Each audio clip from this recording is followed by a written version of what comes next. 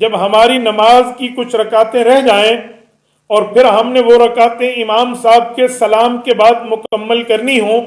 تو کیا امام سلام پھیرنے لگے تب کھڑے ہوں، یا امام ایک طرف سلام پھیر لے تب کھڑے ہوں، یا امام دونوں طرف سلام پھیر لے تو اس کے بعد ہم کھڑے ہو کے اپنی نمازوں کو لوٹائیں؟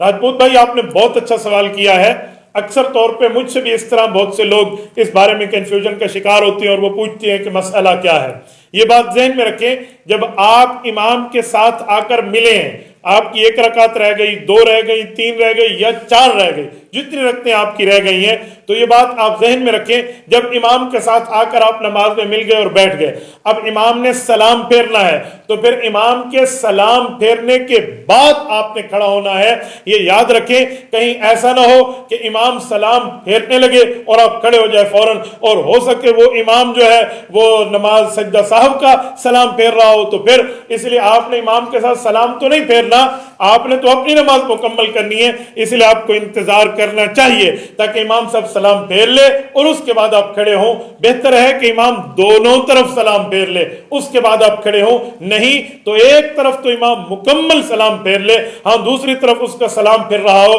اس وقت آپ کھڑے ہو سکتے ہیں، لیکن بہتر صورت یہی ہے کہ امام کو نماز مکمل کرنے دیں، سلام پھیرنے دیں۔ جب امام سلام پھیر لے گا، نماز پوری ہوگی، جیسے وہ سلام اس کا ختم ہو، آپ کھڑے ہو جائیں اور اس کے بعد آپ اپنی بقایا نماز کو لوٹا لیں۔